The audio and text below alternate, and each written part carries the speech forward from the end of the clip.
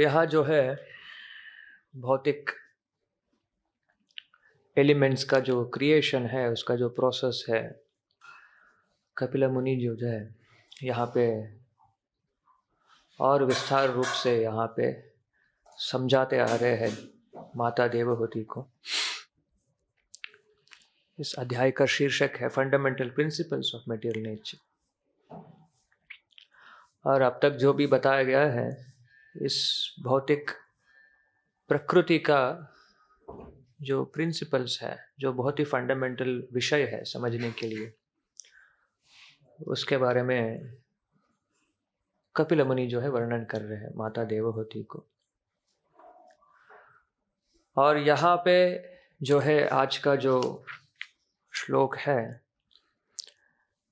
यहाँ पे जो शब्द साउंड एलिमेंट, शब्द तत्व जो है, ये किस प्रकार से उत्पन्न हुआ, किस प्रकार से प्रकट हुआ, इसका वर्णन यहाँ पे किया है कपिल मुनि ने। आचार्य शिला प्रभुपाद जी ने उनके भावार्थ में बहुत ही विस्तृत रूप से इसके बारे में और अच्छे तरह से समझाया। भावार्थ थोड़ा बड़ा था, थोड़ा लंबा था, इसलिए मैं थोड़ा धीरे से पढ़ा ताकि अच्छे से समझे। जब लंबा हो जाता है थोड़ा हमारा ध्यान भटक जाता है। और आज का ये परपट एक्चुअली उसी विषय पर है, कैसे श्रवण करना चाहिए। केवल श्रवण करने से मात्र से क्या हो सकता है, उसका मतलब वो श्रवण के पीछे कितना सिद्धांत है जो समझना है, वो बहुत ही इम्पोर्टेंट है। इससे पहले जो है कपिल मुनि जो है, इन्होंने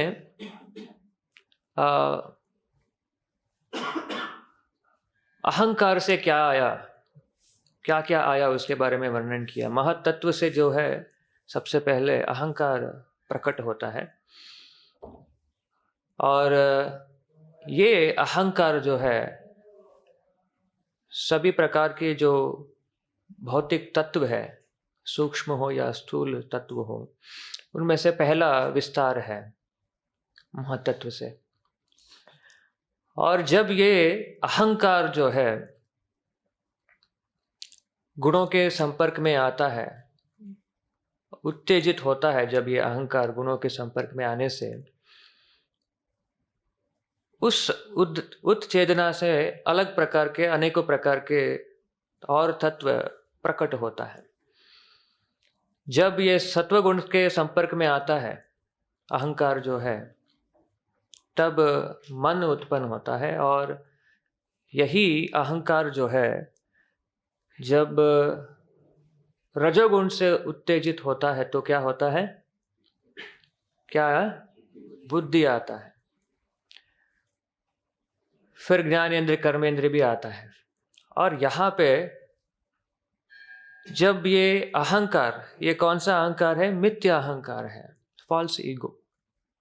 ये जो मिथ्या अहंकार जो है, जब तामसी गुण से, तामसी अहंकार जो है, जब अहंकार जो है जब तामसी गुण से उत्तेजित होता है, तब क्या होता है, तामसाचा विकुर्वाणाद। विकुर्वाणाद मतलब परिवर्तन होना। कैसे होता है वो परिवर्तन, क्या अपने आप हो जाता है? यहाँ पे बताया गया है भगवत वीर्य चोदितात्, भगवान के इंटरफियरेंस से होता है। किस प्रकार के interference? By the energy of supreme personality of God head. भगवान की जो शक्ति है, भगवान की शक्ति दिव्य है, लेकिन यहाँ पे जो भी शक्ति वर्णन किया गया ये सब भौतिक शक्ति है। भगवान की भौतिक शक्ति के जो अलग अलग प्रकार के जो तत्व है उसके बारे में वर्णन किया है। लेकिन भगवान के लिए कोई भौतिक या आध्यात्मिक नहीं है, फर्क नहीं है, भेद नहीं है। लेकिन भगवान की जो ये शक्ति है उसके संपर्क में आने से, उसके बल से ये जो अहंकार जो है जब तामसी गुण के संपर्क में आकर के जब उत्तेजित होता है तो तब ये शब्द का प्रकट करता है। शब्द मात्राम अभूत तस्मात्, शब्द तत्व का अभूत, अभूत मतलब मैनिफेस्ट, प्रकट होना। और उसके बाद क्या होता है? नभः श्रोत्रम तु शब्दगम।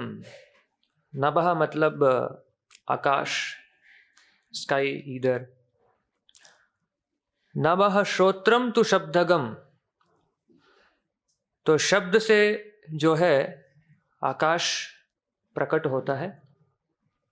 आकाश जो है ये पंच महाभूत में से एक तत्व है।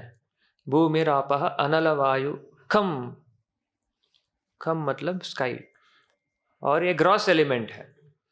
और यहाँ पे आप देख सकते हैं जो पंच महाभूत का जो पहला ग्रॉस एलिमेंट जो है, जो आता है इस सृष्टि में, सबसे पहले जो पांचों प्रकार के जो ग्रॉस एलिमेंट्स में से पहले क्या आता है?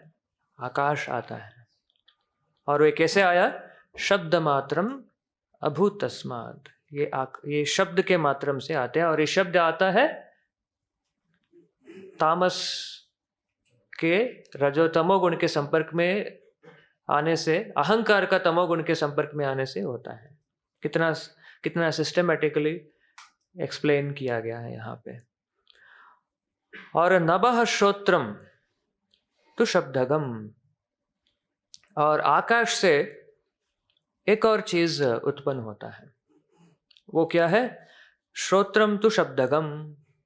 श्रोत्रम मतलब श्रवण करने के लिए जो माध्यम है वो उत्पन्न होता है। और ये क्या है, क्या करता है ये? शब्दगम। शब्दगम मतलब शब्द को ग्रहण करना। जब मैं बात करता हूं या कोई भी बात करता है तो सुनने के लिए साधन चाहिए, श्रवण करने के लिए साधन चाहिए। और ये जो साधन है इसको क्या बोलते हैं? कर्ण, कर्णेंद्रिय, सेंस ऑफ हियरिंग।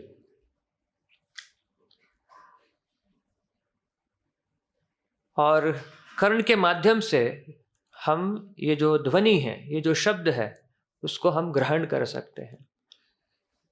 अगर किसी के पास ये कर्ण का जो इंद्रिय है, अगर इस प्रकार अगर ठीक से काम नहीं करता तो श्रवण नहीं कर सकता, सुन नहीं सकता है। तो भले शब्द है लेकिन अगर कर्ण नहीं है तो शब्द का ग्रहण नहीं कर सकते हैं। इसलिए ग्रहण करने के लिए शब्द को भगवान ने यहाँ पे पहला जो ये जो है ज्ञान इंद्रियों में से एक इंद्रिय है। कर्णेंद्रिय जो है ज्ञान इंद्रियों में से एक इंद्रिय है। ज्ञान जो है अनेकों प्रकार के तरीके से उसका ग्रहण कर सकते हैं। जैसे ज्ञान को हम श्रवण करके ग्रहण कर सकते हैं। जैसे हम अभी जो कर रहे हैं, श्रवण करके ग्रहण कर रहे हैं ज्ञान को। और दूसरा है कैसे करते हैं ज्ञान का हासिल? देख करके, पढ़ करके। पढ़ने के लिए आंखें चाहिए। जब पढ़ते हैं हम ज्ञान प्राप्त करते हैं उसके माध्यम से, और जब देखते हैं तो उससे ज्ञान प्राप्त कर सकते हैं। और दूसरा, हाँ,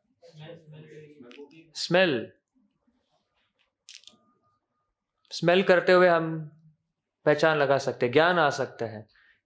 और स्मेल तो दो प्रकार का हो सकता है, या तो गंदी या तो सुगंधित, दुर्गंधित, सुगंधित, दो प्रकार का स्मेलिंग का पोटेंसी है।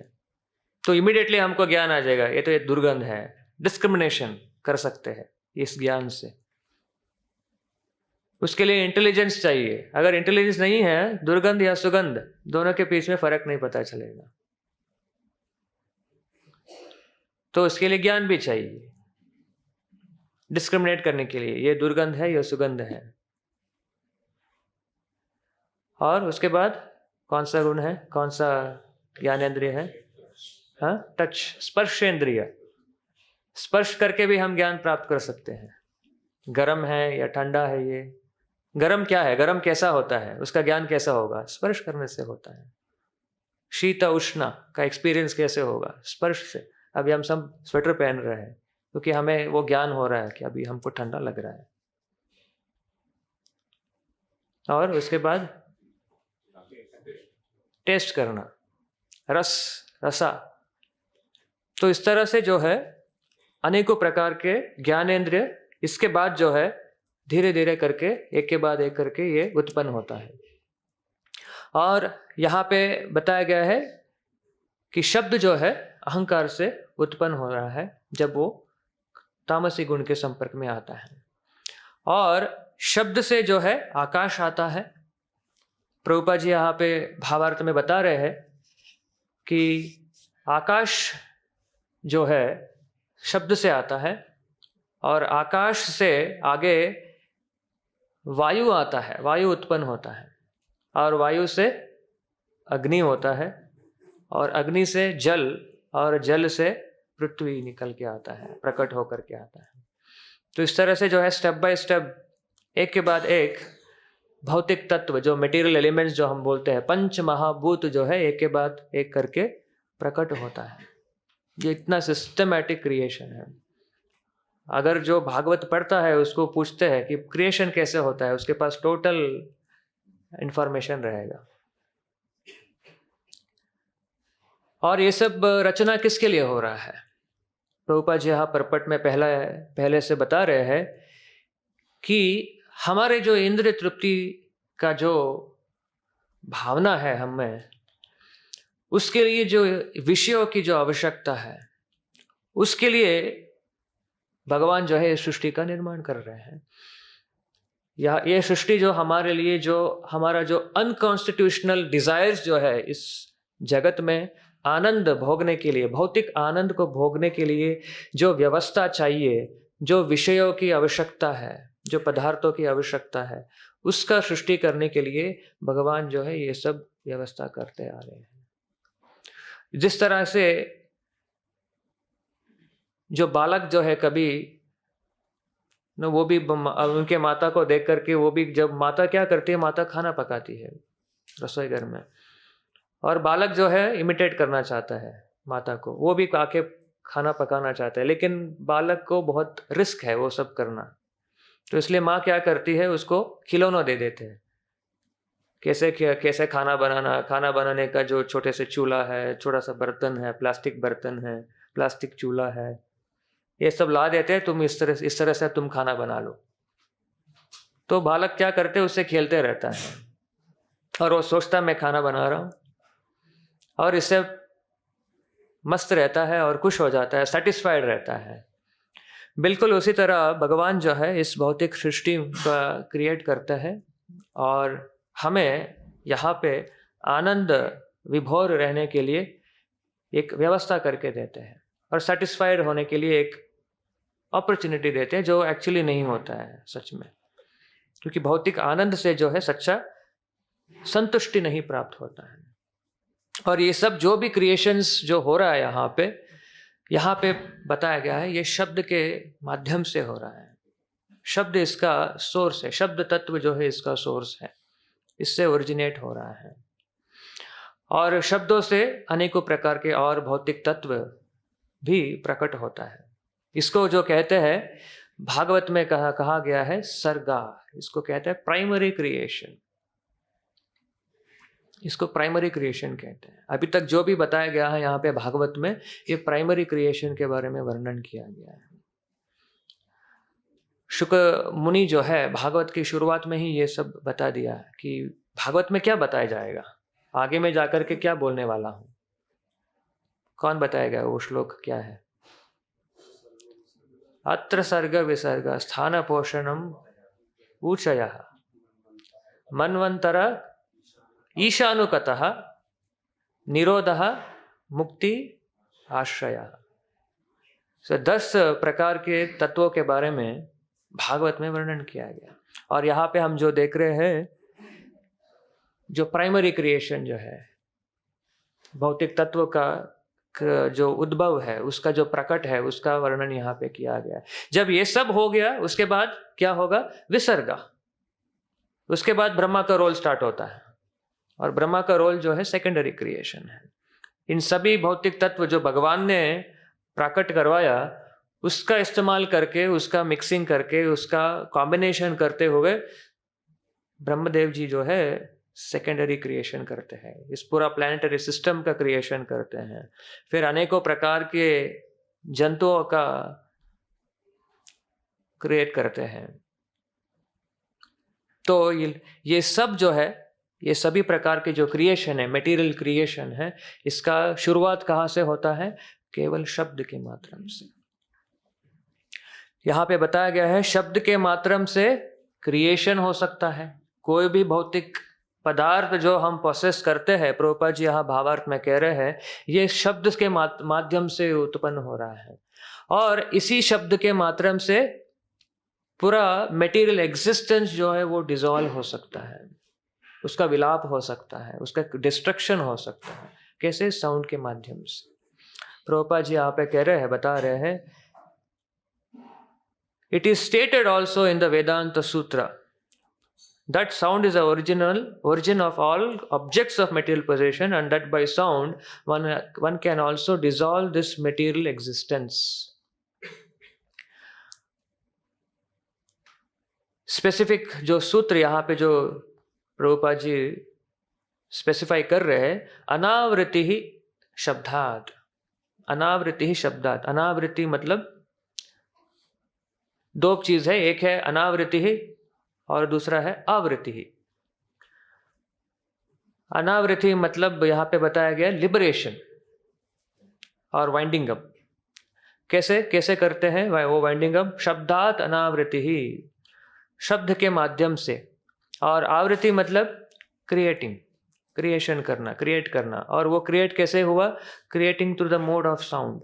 जब ये साउंड को, जब इस जो शब्द को, जब इसको प्यूरिफाई, शुद्ध करते हैं, तब इस जो प्यूरिफाइड साउंड के माध्यम से जो है आध्यात्मिक प्रगति होगी और वो मुक्ति का मार्ग बनेगा। इसी का मतलब यहाँ पे समझाया गया है, अनावृत्ति ही शब्दात, liberation from sound, liberation by the sound, liberation through the sound. शब्द के माध्यम से मुक्ति प्राप्त करना। और किस प्रकार का शब्द है वो प्रभुपाद जी आगे भावार्थ में समझा रहे हैं। आगे, ये the particular sound capable of doing this is transcendental vibration of Hare Krishna Krishna Krishna Krishna Hare Hare, Hare Ram Ram Ram Hare Hare. So Chaitanya Mahaprabhu जो है एक सरल रूप को हमारा आध्यात्मिक प्रगति के लिए, हमारा भौतिक वातावरण से आध्यात्मिक वातावरण में परिवर्तन करने के लिए जो प्रयोग दिया गया यहाँ पे, वो हरे कृष्ण मंत्र का स्मरण, श्रवण, कीर्तन करने के माध्यम से ये अनावृत्ति ही जो है वो हो सकता है। प्रभुपाद जी हरे कृष्ण मंत्र के बारे में समझाते हुए बताते हैं कि इस हरे कृष्ण मंत्र का जप करने के लिए या प्रैक्टिस करने के लिए कोई भी प्रकार का प्री क्वालिफिकेशन जरूरत नहीं है। कोई भाषा की ज्ञान की आवश्यकता नहीं है। सच में इसमें कोई भाषा की ज्ञान की जरूरत नहीं है। और कोई भी इसका उच्चार कर सकता है, कोई भी इसका प्रैक्टिसिंग कर सकते हैं, छोटे बड़े कोई भी हो। कोई प्री क्वालिफिकेशन नहीं है। और जैसे कोई इसको स्मरण करता है, श्रवण करता है, कीर्तन करता है, तो इमीडिएटली वो आध्यात्मिक स्तर पे वो ट्रांसफॉर्म हो जाता है। और कोई दूसरा प्रैक्टिस हमारे लिए रेकमेंडेड नहीं है।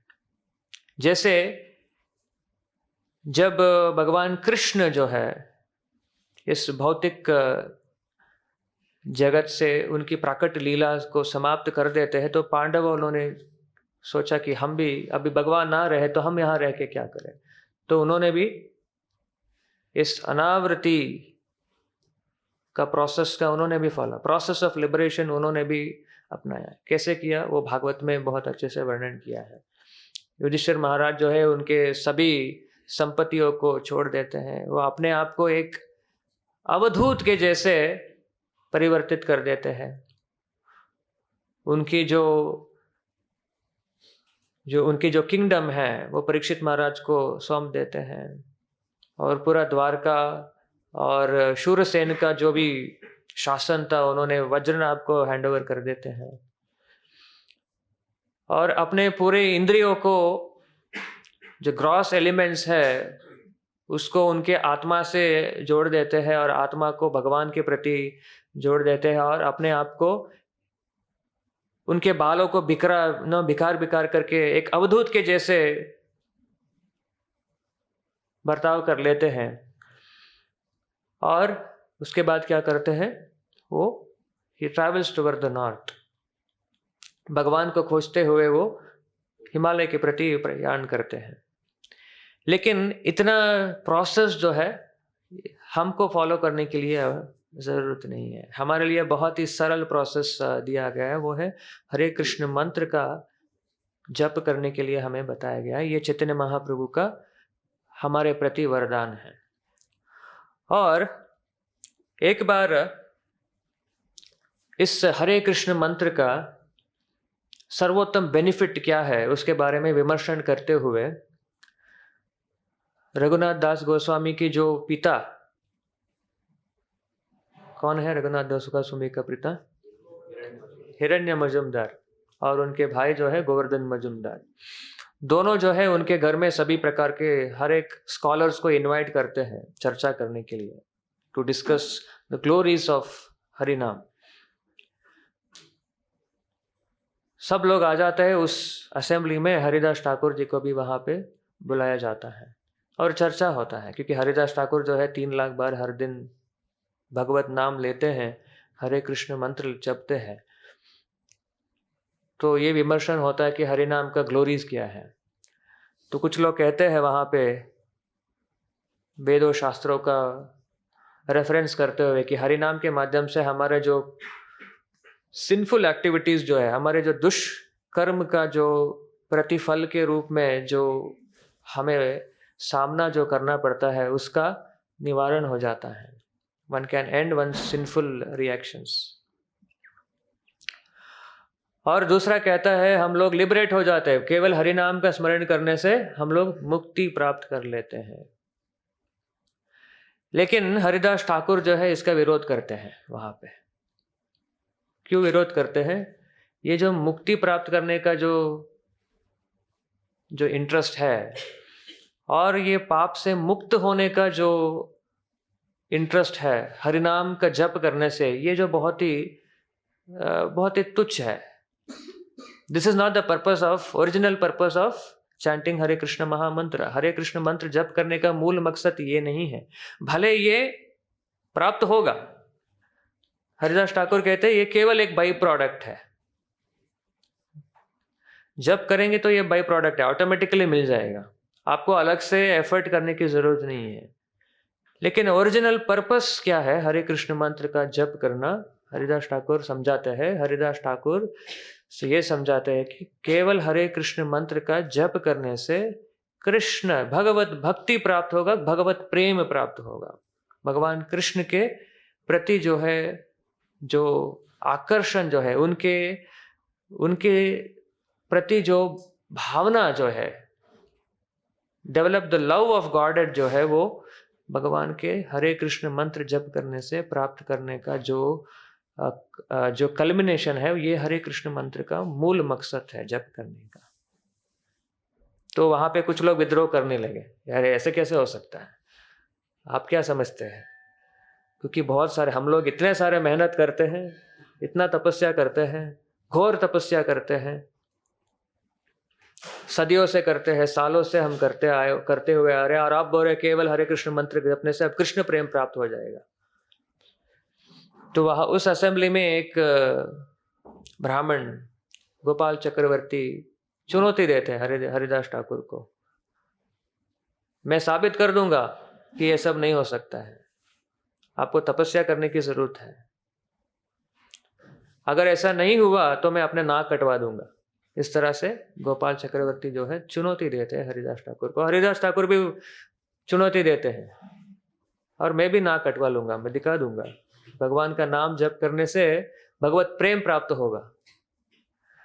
तो तुरंत केवल मात्र 3 दिवस के अंदर हरिदास ठाकुर जो है, गोपाल चक्रवर्ती जो है, उसको क्या हो जाता है, उनको लेप्रेसी हो जाता है, लकवा लग जाता है उनको, और उनका नाक जो है कट जाता है इसकी वजह से। और गोपाल चक्रवर्ती को तब अनुभव हो जाता है कि भगवत प्राप्ति जो है, मैंने जो है बहुत बड़ा अपराध किया।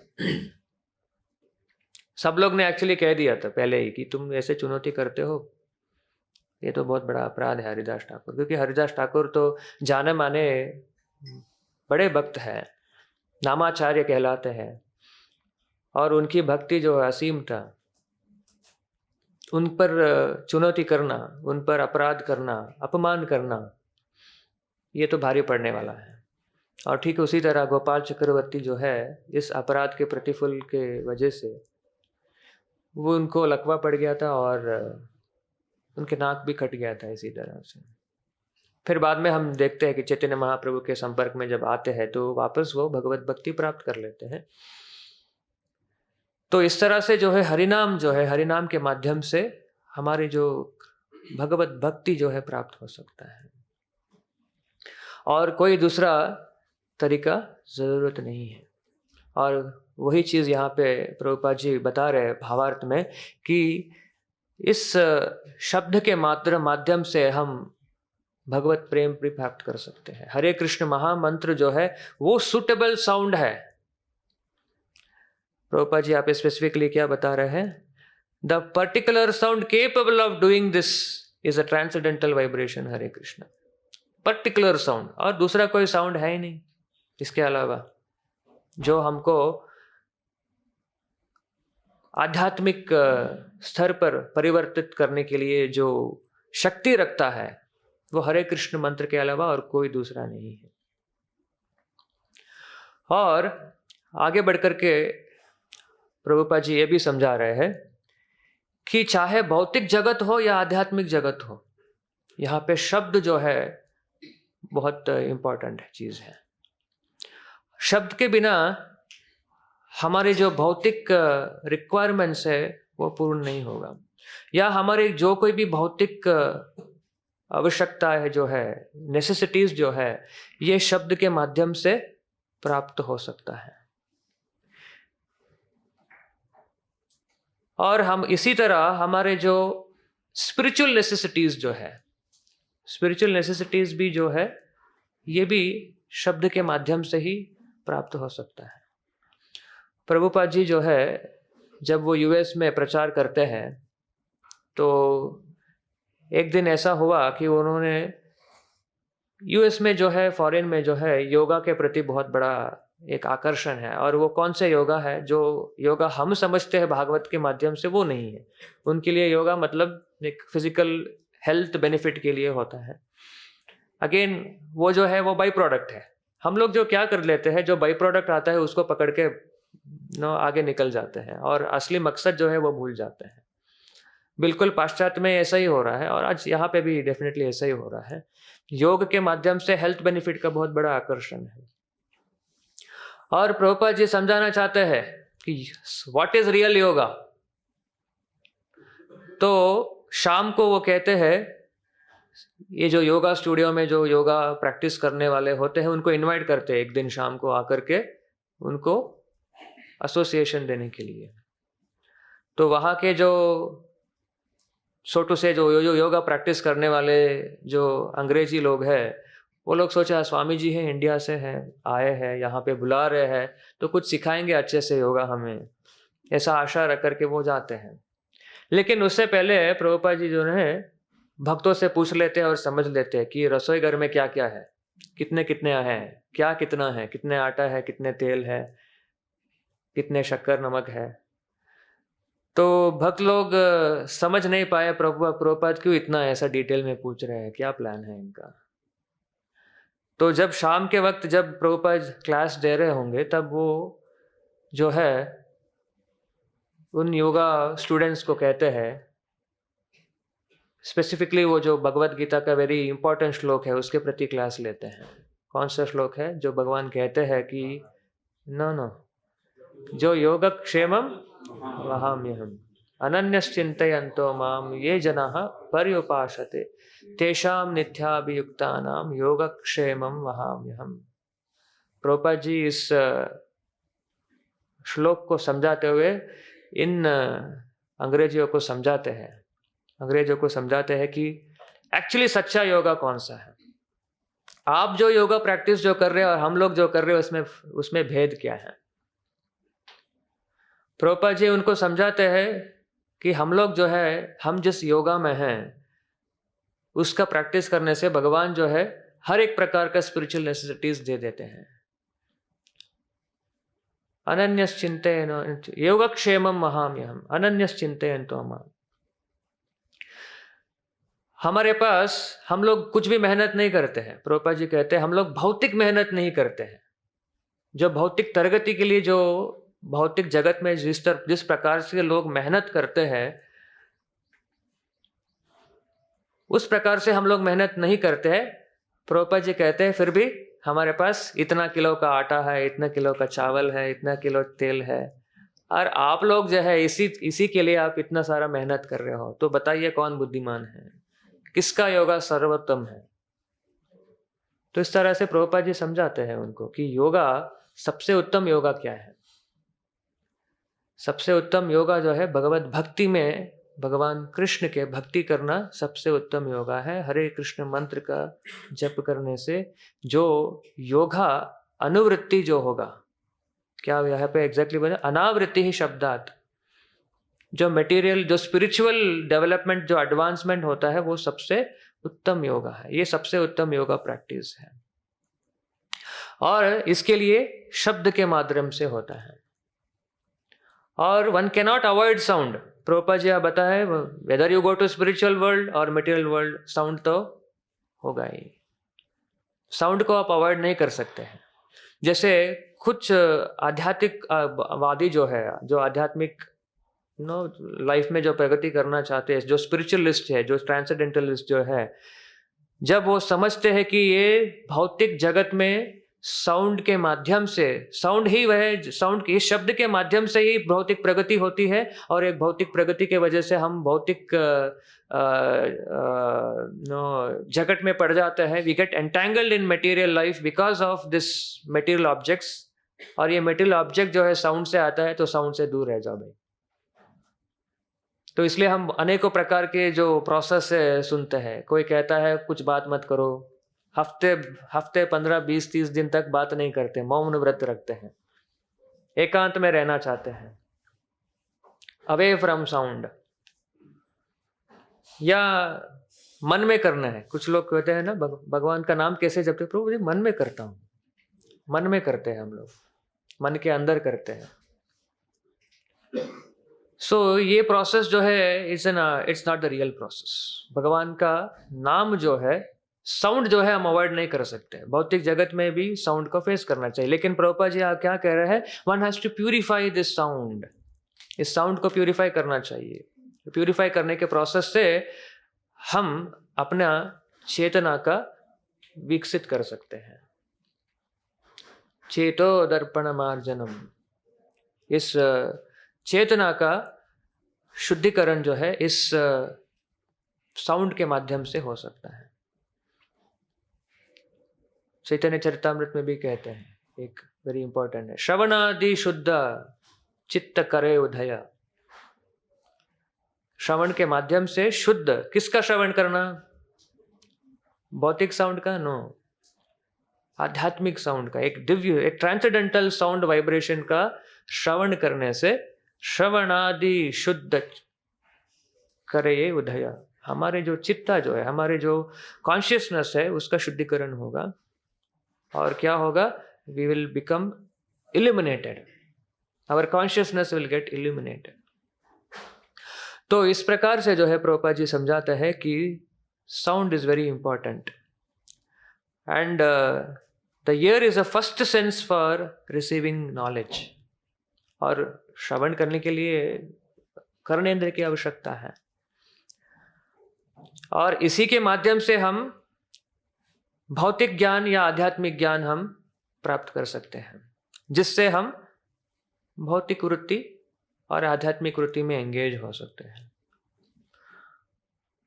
सो आगे बढ़कर के आज श्रीला प्रभुपाद जी उनके भावार्थ में एक और चीज इंपॉर्टेंट समझा रहे हैं कि जो कोई भी मटेरियल एडवांसमेंट जो हम यहाँ पे देख रहे हैं, जो मॉडर्न इकोनॉमिक एडवांसमेंट जो हम यहाँ पे जो देख रहे हैं, it is a product of hearing.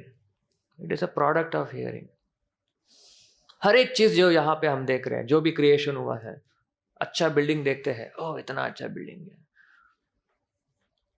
अच्छा स्वरूप क्रिएट हुआ, अच्छा पकवान बना, जो भी मटेरियल कंफर्ट्स के लिए जो कुछ भी चाहिए, प्रभुपाद जी यहाँ पे बता रहे हैं, it is simply because of by the process of hearing. और ये सब चीज जो है, it is already in existence. जैसे if you want to build a very high skyscraper, this does not mean that we have to create it. Prabhupada ji यहाँ पे बता रहे हैं, अगर बड़ा स्काई स्क्रेपर क्रिएट करना है, इसका मतलब ये नहीं कि आप उसको एक्चुअली क्रिएट करते हो। वो सब चीज जो है, it is already existing. Sky scraper building बनाने के लिए प्रभुपाद जी बता रहे हैं यहाँ पे क्या क्या चाहिए। वुड चाहिए, मेटल चाहिए, अर्थ चाहिए, पानी भी चाहिए, और ये सब चीज जो है वो ऑलरेडी एग्जिस्ट कर रहा है। तो फिर किया क्या? इसका श्रवण करने के माध्यम से, केवल सुनने के माध्यम से, श्रवण करने के माध्यम से हमको ज्ञान प्राप्त हुआ कि कैसे इस मटेरियल एलिमेंट्स को कंबाइन करें, कैसे इसको प्रयोग करें और कैसे बिल्डिंग करें। सो इंपॉर्टेंट प्रोसेस जो है वो श्रवण करना। केवल श्रवण करने के माध्यम से हम अपना मटेरियल नेसेसिटीज जो है वो क्रिएट कर सकते हैं।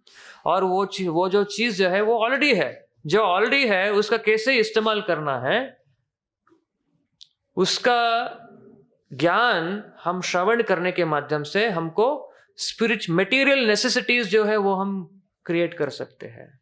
मटेरियल फील्ड ऑफ एक्टिविटीज जो है हम क्रिएट कर सकते हैं। जैसे बड़ा बड़ा सेमिनार होता है, बड़े बड़े कॉन्फ्रेंसेस होता है, सेशंस होता है, फोरम्स क्रिएट किया जाता है, और उस फोरम में आकर के सब लोग बैठते हैं और विमर्शन करते हैं।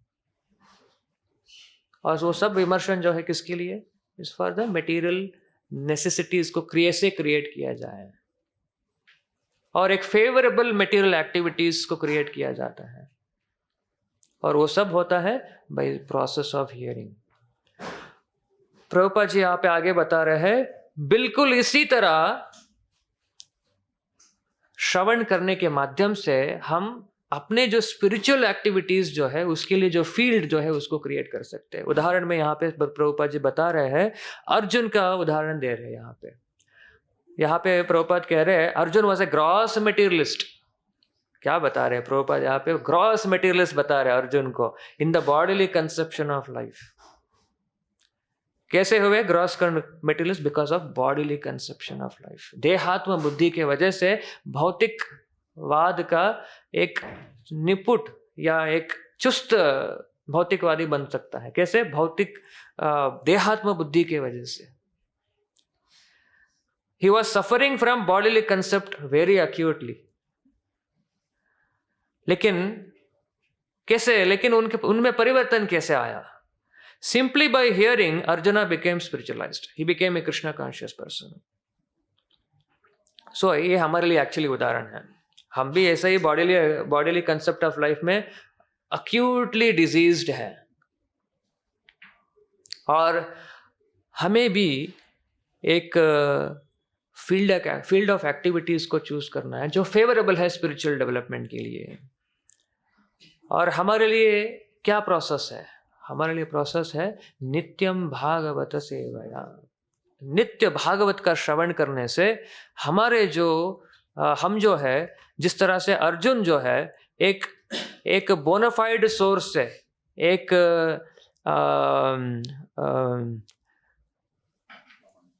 यहाँ पे क्या बताया प्रभुपाद जी ने, bye hearing from the right source create a favorable field of spiritual activities by hearing from right source। इसी तरह हम एक राइट सोर्स से, एक प्रामाणिक गुरु से श्रीमद् भागवतम का नित्य श्रवण करने से हम जो है अपने लिए एक फेवरेबल फील्ड ऑफ एक्टिविटीज हम क्रिएट कर सकते हैं हमारा स्पिरिचुअल एंगेजमेंट के लिए, हमारा स्पिरिचुअल एक्टिविटीज के लिए। हम लोग जो है अगर इस मार्ग का प्रयोग नहीं करते हैं तो हमें क्या होगा? हम लोग भौतिक गुणों के संपर्क में ही रहेंगे और कभी इससे ऊपर उठ नहीं पाएंगे। भले हम भक्ति के कुछ वृत्ति में एंगेज भी रहेंगे, अगर हम श्रवण नहीं करते हैं, if you don't hear Shrimad Bhagavatam regularly, तो हमारी जो सेवा जो है, जो हम जिसमें एंगेज है, उसमें भी एक मिश्रता आ जाएगा, कर्म मिश्रता आ जाएगा। हम भक्ति में एंगेज रहेंगे, सर्विस में एंगेज रहने के बावजूद भी हम उसका जो पर्पस है नेम और फेम के लिए एंगेज कर लेंगे। मुझे अच्छा नाम कमाना है, अच्छा सेवा करने से हम कुछ सर्विस कर लेंगे और उसको 4 लोगों को जाकर के ढिंडोरा पीटते रहेंगे, हमने ये किया वो किया। और फेम चाहिए, 4 लोग उसके बारे में वर्णन करना चाहिए, हाँ मैंने इतने भक्त बनाया, मैंने इतना डोनेशन लाया। तो इस तरह से जो है हमारा जो एंगेजमेंट जो है उसको अगर प्यूरिफाई करना है तो हमें क्या रिकमेंडेड है? हमें श्रवण करना चाहिए, भागवत का श्रवण करना चाहिए, नित्यम भागवत सेवा करना चाहिए। इसके बिना हम भौतिक गुणों के जगत में ही रहेंगे, इससे उठकर ऊपर नहीं आ पाएंगे।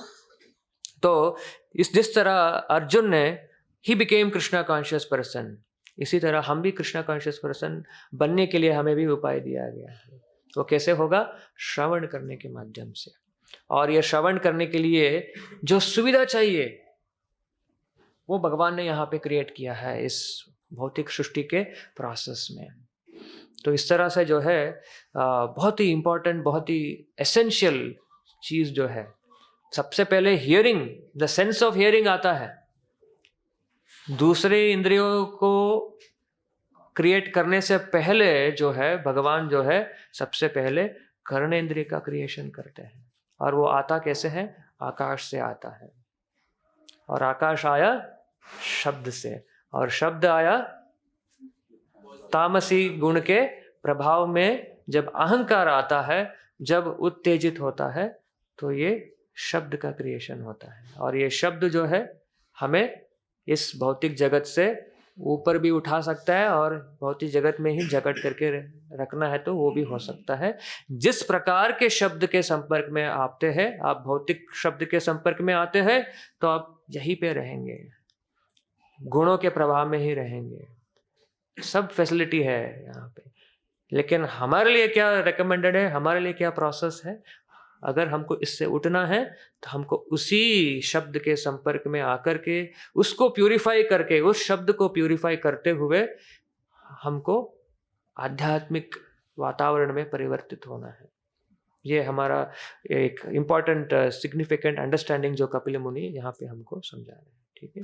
ग्रंथराज श्रीमद् भागवतम की, जगत गुरु श्रील प्रभुपाद की।